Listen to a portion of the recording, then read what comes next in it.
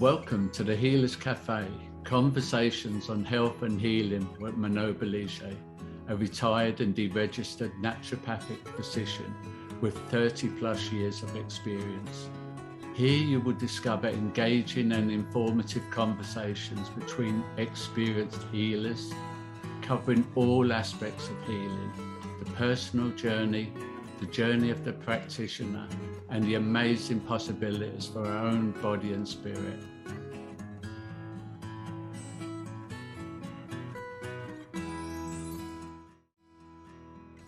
So welcome to the Healers Café. And today I have with me Jessica Mosiuk, and she is a registered holistic nutritionist, and she's helped hundreds of people break free from the pain and discomfort of irritable bowel syndrome by making simple, sustainable nutrition and lifestyle changes. So I think I'm going to leave it at that for your intro. And well, let me ask you, how did you get focused into that area to start with? I think like most healers in the natural health industry, it started with my own journey with gut health and getting ill and not realizing, the ability to get better was in my own hands. And I really wasn't getting anywhere with the people I was working with. I was told there's really nothing you can do. You shouldn't, change your diet. And I just felt like that. I felt like I was being brushed off, and I felt like that wasn't a good enough answer for me because, how come 5 years ago I felt perfectly fine, and then it just felt like that I was suddenly ill. And so I kind of took things into my own hands, like most natural health practitioners do, and I started to do my own research into, what foods can heal the gut and, what should I really be doing with my diet. And when I started to implement changes and how quickly I started to feel better, it just blew my mind. I just thought everyone needs to know this now. Like, I cannot believe I went from feeling so terrible to feeling so good. And nobody told me that before. So yeah. So just out of curiosity, what were you told about IBS from allopathic version of reality? What, besides that they can't do anything about it and it's in your mind and it's a nervous thing probably, but what did they say about it? Well, keep in mind, this was quite a long time ago when I tell you what I was told. So we really didn't have the gut knowledge that we have today. But at the time, and I think his exact words were, "It's a women's issue and you're all just afraid to poop." And I think he was trying to be funny, but at the same time, I was in such a vulnerable position because I was really upset that I was feeling so terrible, and I nothing was helping. So when he told me that, I just felt like I felt really small, and I just felt really powerless when he said that. I was kind of like, oh, that's the most offensive way to phrase this. Yeah, and it's interesting too, is afraid to poop, because at least, when I was trained, we were told it changes from, loose stools to constipation. So he only had part of the picture, which is kind of interesting. Yeah. So, yeah. So in reading a little bit your bio, you were saying that the radical aspect in you, the fighter that wanted to make a point, at the time with your parents, which we all go through that, you decided to become a vegetarian, right? Yes. So the rebellious nature. When the gut issues really started to set in, I was in my teens and really exploring rebellion in many different ways. And the most rebellious thing I could do at the time in my mind was to really push back against my meat and potatoes upbringing and become a vegetarian. and really, actually not even just vegetarian. I actually first went vegan, all in with the rebellion, and, you know, like lectured my parents on why you shouldn't eat meat anymore. And that rebellious nature, I think, really, really also came out with that meeting with the doctor when he said, you know, it's a women's issue and you're all just afraid to poop. I was like, excuse me, how dare you? No, you're not going to tell me that. Mm. And so, initially you had changes, though you saw that it impacted, and then so Yeah. give us a little bit the journey, because you know I've heard people with IBS that are eating exclusively meat and they're fantastic on it, and then there's people who are, you know, vegan, or people who are without any grains, you know, Mhm. or lectins, and they're fantastic. And it seems like there's a million ways of, at least initially. So what can you, if somebody had this, what can you share at this point in your knowledge, Mhm. you know, to avoid all the potentially unnecessary steps?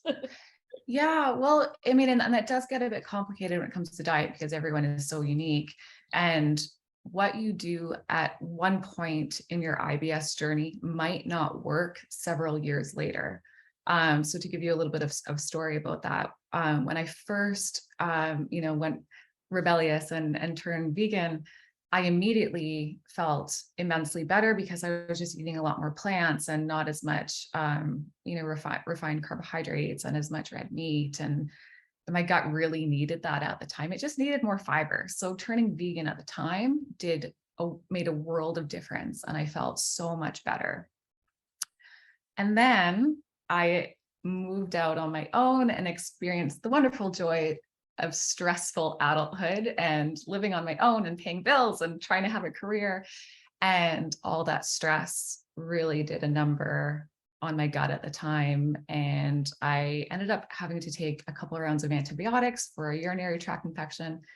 And then all of a sudden, all of those gut symptoms that had went away when I turned vegan, they came rushing right back and were just far worse than they were to begin with. And so my diet approach, my vegan diet, suddenly was making me feel ill. And that was really confusing to me because what had worked for me in the past suddenly was not working at all. And so I had to learn about FODMAPs, which are a fermentable carbohydrate that some people aren't able to digest when you have IBS, and had to go through another diet overhaul and really learn how IBS changed the way I digest food. So tell us a little bit, how did you identify that was the issue, and what were the telltale signs so that people can go, oh, maybe that's what I have, you know? Yeah. So before, right before I went vegan, I was just having, inconsistent bowel movements. I was really constipated. So once I went vegan and eating all that fiber, everything cleared up and I felt great. What changed is when I was eating those, legumes and onion and garlic and broccoli and cauliflower. What happened when I ate those afterwards was that I just got this immense swelling, a swelling that I had never experienced before. I looked like I was 9 months pregnant. And I know so many people with IBS are going, yep, because that is a real telltale sign. When you have IBS and you eat something that you can't digest, that swelling is so extreme. And along with that came, cramping and pain and alternating bowel movements. And so when I realized that immediately after eating, I started to get these worse symptoms, I started to have to think, okay, write down what I'm eating, what's correlating with what symptoms. And then I realized that these high FODMAP foods were really connected to my GI distress. Mm-hmm. And so was it a question for you then to eliminate them, or was there, I mean, I guess originally you would, but have you found a way to reincorporate them, or increase your ability to digest them, or what was the process? I mean, in the end, when people start, because you're not the first person I've interviewed on diet, and it seems like, we always start with something, and then our microflora changes, we change. There's many elements in all of this. And then we sort of end up with something that is, I would say, less extreme of one thing. It's almost as if the body is not everyone, some people are still completely one way or another, but many people manage to kind of incorporate different things. At least that's what I've seen. So I'm curious, in your case, is that the case? Is that what you're experiencing? Yeah. So it was a real journey to go from, not being able to tolerate so many different foods to, creating a more resilient gut so I could go back to eating those foods again. And it wasn't straightforward, but I did initially have to start with restriction. And so I had to do a low FODMAP diet so that my symptoms would reduce.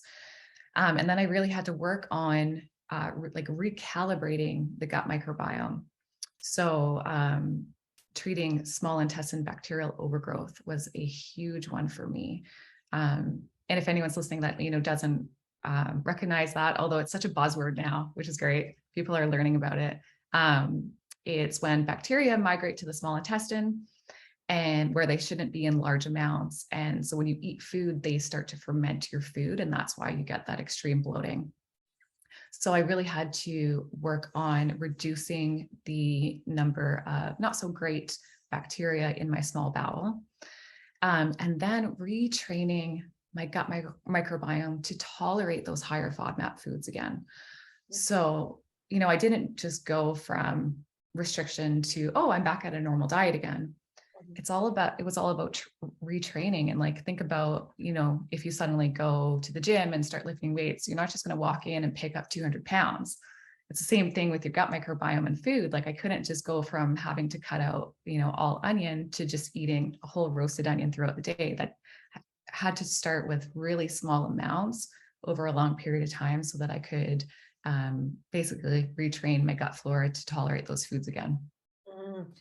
And when you say which, is my understanding too, it's an overgrowth of certain bacteria. Just in case there's listeners who are still in the, anti this and let's kill everything. It's not necessarily that you should be taking, antibacterials to get rid of the bacteria, right?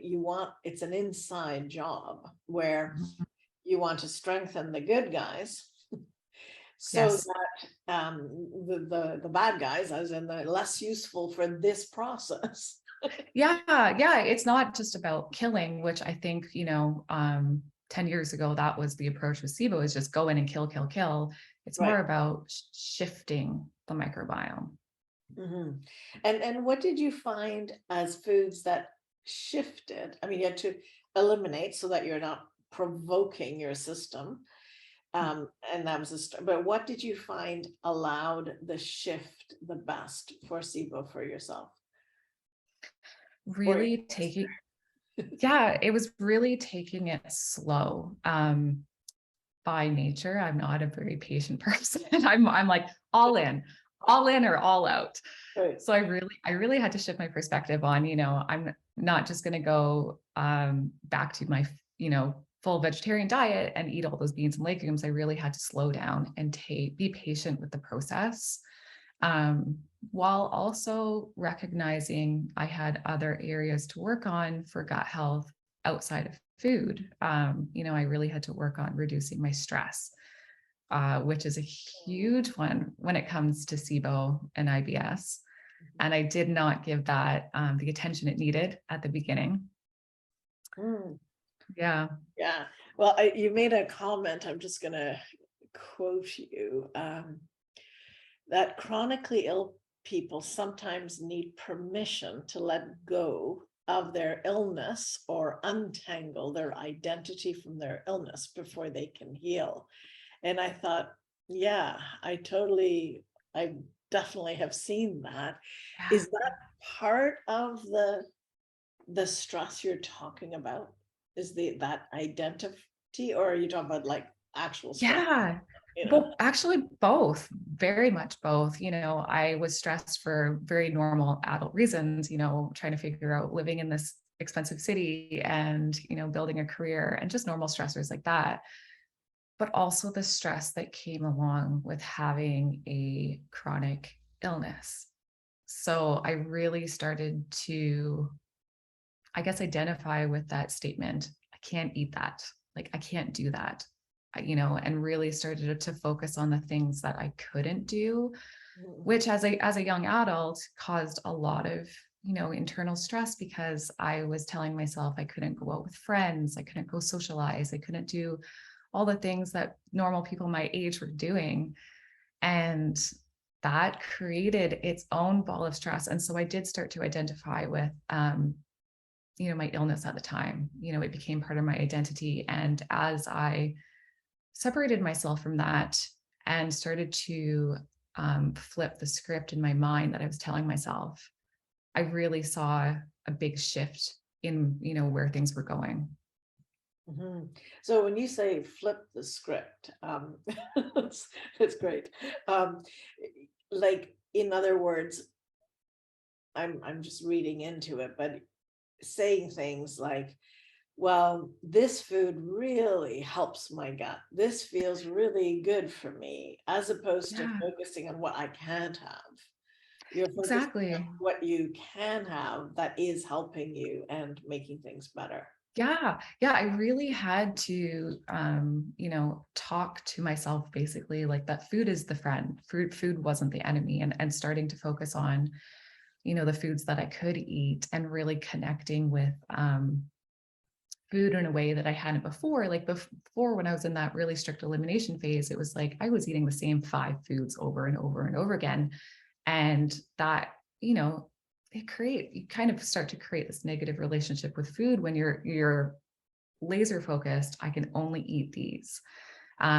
So yeah, when I did start to say to myself, no, you know what, I can eat all these other foods, and these foods are really nourishing for my gut, rather than, oh no, I think this might hurt me when I eat it.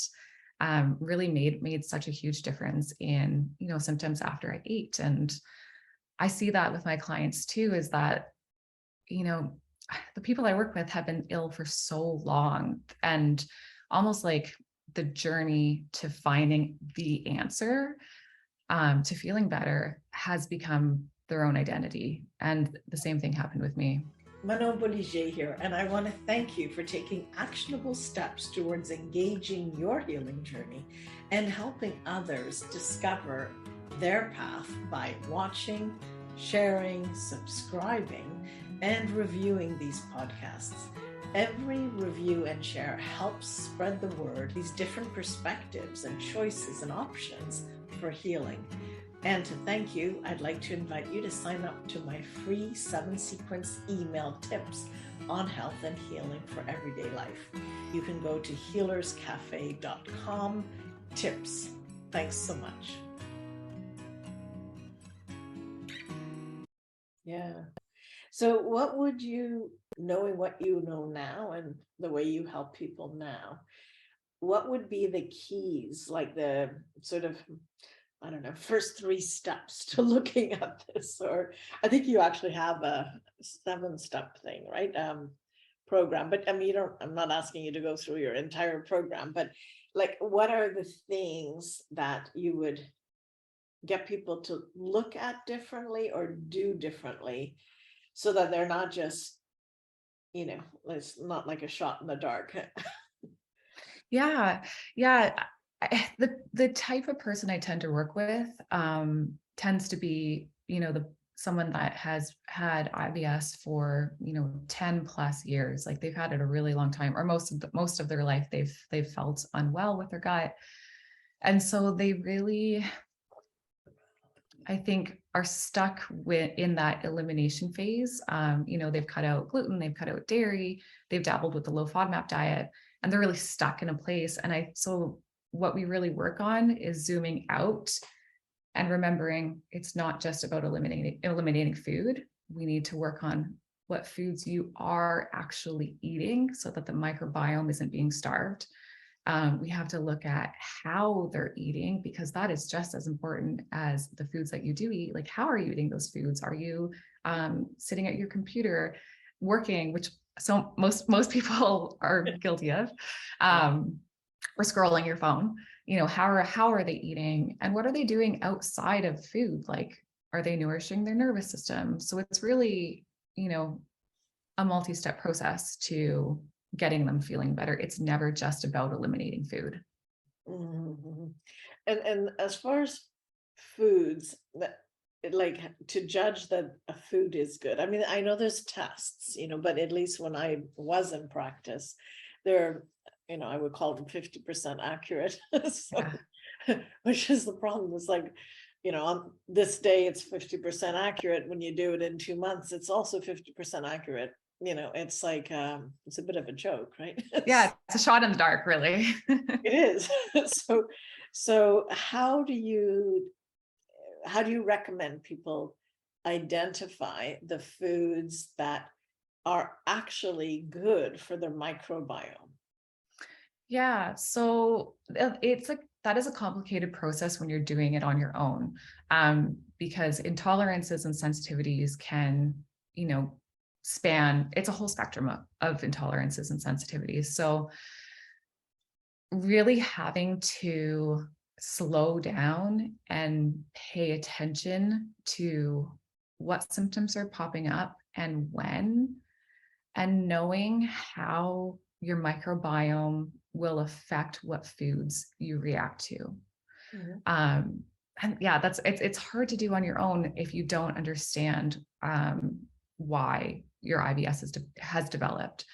So, I see things like histamine intolerance, which means cutting out a certain group of foods, but I also see FODMAP intolerance, which is a different set of foods. So knowing the different groups of foods that you can react to when you have IBS is really important. And going through a very strategic elimination, but also paying attention with your food and symptom journal. Mm-hmm. Yeah. So by looking at food groups, reactive style food groups can help. Yeah, I was thinking histamine. There's a lot of people now even more sensitized to that. Right? Yeah. Yeah. So, but at the same time, you don't want to just go in and, read all the ways one can react to food and just decide to cut out everything, because that doesn't serve you either. You really, there is a strategy behind it, because you want your elimination diet to be as least restrictive as possible. Right. Your elimination diet. So in other words, okay, because I remember when way back when we learned elimination diets, it was rice and lamb were the two things that people could tolerate almost no matter what. And then we sort of started adding a food and waiting 3-4 days for a reaction. Mm-hmm. I mean, this, I'm sure now it's taught differently, but it's a very long, painful, slow process, step by step that way. And it's hard, only when people, I remember when I was working in Nova Scotia at the beginning of my practice, it was the Camp Hill Hospital, and there's that poisoning in the hospital through the vent system. And people were on oxygen monitors because they couldn't tolerate anything. It was like they pretty well stay in a bubble, otherwise you're going to have problems, right? And at the time in my practice, I was trained as a naturopath, so I looked at elimination diets. They actually came from an elimination diet mindset, and I ended up using homeopathy to help balance their entire immune response as well as their nervous system response. And then I use Bowen therapy, which you're talking about nurturing the nervous system. It's huge. So Mhm. only going with just the foods without taking that into consideration would be far more long and far more painful. And so I don't know, it sounds like though you have the knowledge and all that, you're still saying to people, there's more to it. You have to look at the other angles, or you're not Absolutely. to improve in the same way. Yeah. Absolutely. And that's why I really don't think that trying to figure all of this out on your own is the best approach, because, you're doing things in like a shot in the dark way. And when I work with somebody, it's not like I necessarily just, here's the low FODMAP diet, here's everything you need to take out. It doesn't work like that. Because these people have been ill a long time. They've already cut out a bunch of foods. They're pretty like elimination diet fatigued. So I'm not going to just put them on this huge, complicated elimination diet where we cut out everything and slowly introduce. They don't have the patience for that anymore. They're kind of like over it at that point. And that's not the only side of the picture too. So we would, if I started working with somebody, we would work on some lifestyle things. How are you eating? Implementing better chewing habits, which is huge. Getting to like implementing different ways to nourish the nervous system through sleep and stress reduction and, nature therapy. And then I look at what foods correlate with specific symptoms. It has to be very obvious for me in order to take something out. And that's just the benefit of having been doing this so long. Yeah. Is I can see what foods are problematic for them. Whereas, when you're in it, you can't really zoom out enough to see that. Plus, what's interesting too, there's sort of an innate bias, right? Because you might want to get better, but you really don't want to give up this food that you've been told your whole life is healthy for you, right? So, I mean, I've had that with people sensitive to avocado, right? And it's like, no, avocado is good fat, and avocado is great, and avocado's everything. And then Or on the other side of that too, we see people who get it in their head that a food is really bad for them, and they avoid it completely, even though in small amounts it will be okay, as long as you're not crossing that threshold, which is a good example of the higher FODMAP foods. Some of those high FODMAP foods you can have in smaller amounts, but people see that it's on a list somewhere on the internet and they're like, oh no, I can't go near it. And that's just creating a bigger problem too. So I mean, if you take out garlic, onion, broccoli, I mean, you're taking away major cancer preventing too, right? So you can't just say none of all of that, right? It is part of a bigger picture, like you say, and by the time you look at, well, actually, let me ask you this: how from when I'm trying to speak proper English here. It's like two trains of thoughts having.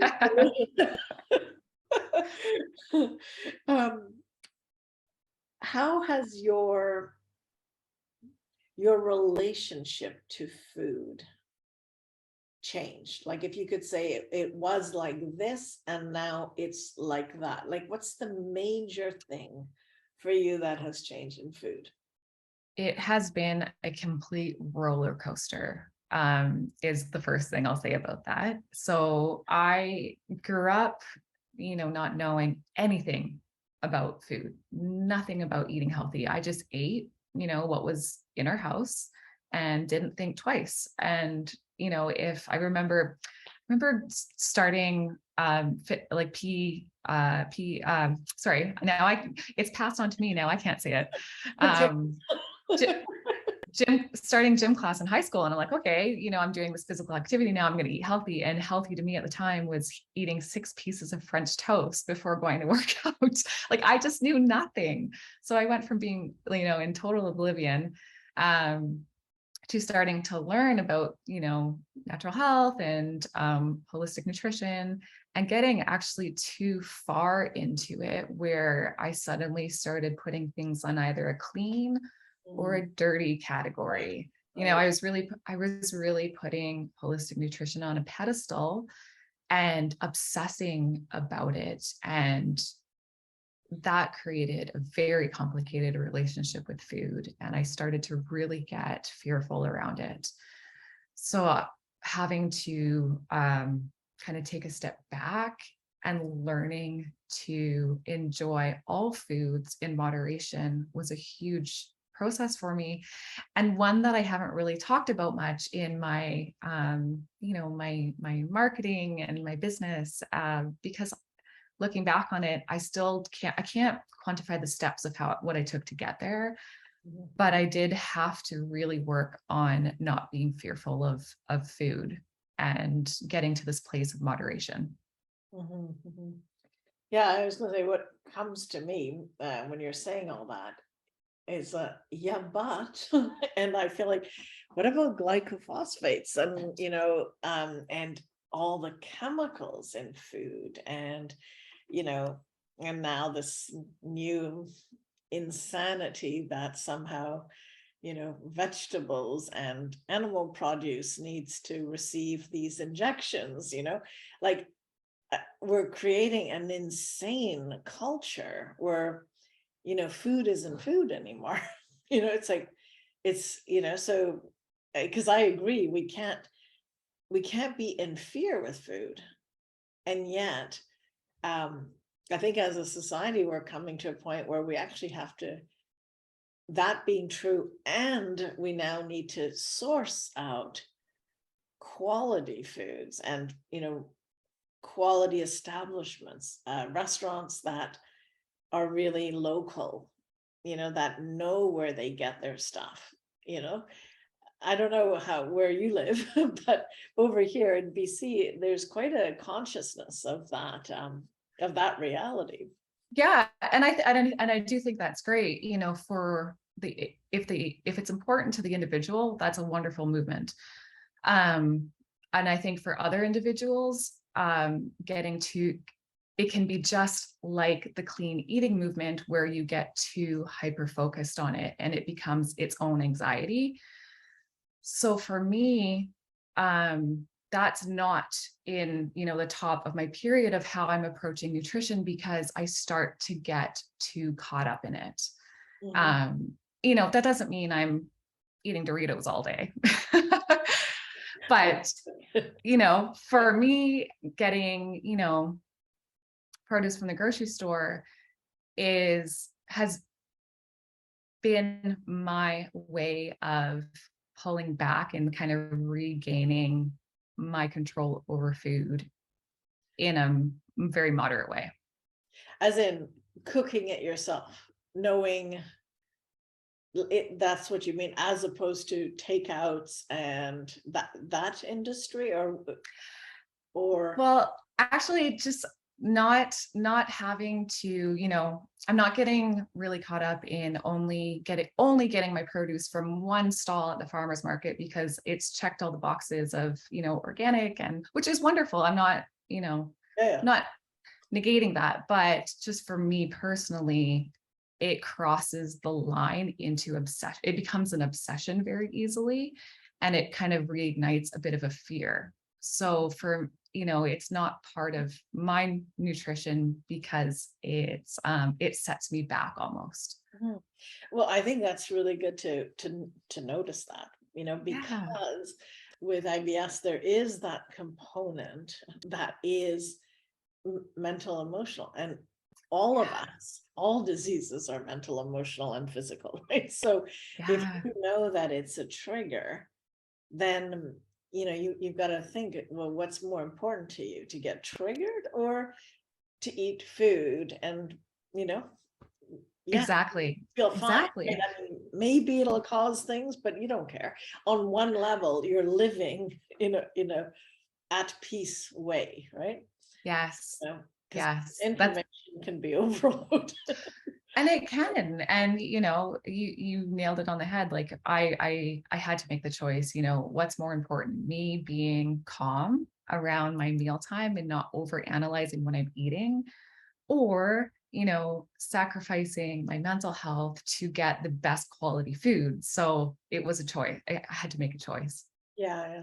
Well, I think I love it that you see it as a choice, because Yeah. that's empowering. And anything you do from a position of choice is at peace in what you're doing, right? It's like, I think we live in a society where so many people feel like they have no choice, or they don't take responsibility for their actions. There was no other way, or I had to do this, or there was no time to cook, or and I'm not saying these are not truths, on some level, but when we really sit and make choices, I think we gain autonomy, in our health, for sure. Yeah. Yeah. Well, anyway, it was nice talking to you, Jessica. And it's funny that you've made a point of being a rebel in your storytelling. So, Yeah. What rebellious last words would you like to share?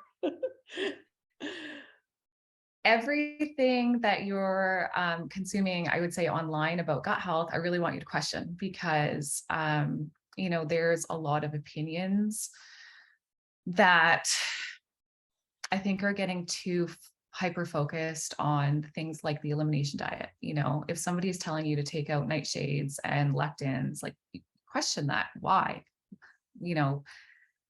Give me a solid, reason why this is affecting my gut health, and not just sort of doing what I did and sort of taking all of it and cutting out everything. Question. Yeah, I love that question. And also, you're the experiment. Your body's reaction is going to, in the end, determine what's true for you. We're not. Yeah.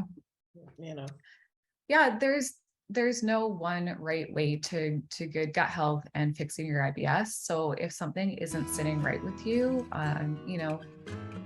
voice that, pay attention, and, keep in mind that it's your own journey. You don't need to be following what other people are doing. Well, thank you, Jessica. My pleasure. Thank you for joining us at the Healers Café with Manon Bolliger. Continue your healing journey by visiting thehealerscafe.com and her website, and discover how to listen to your body and reboot for optimal health.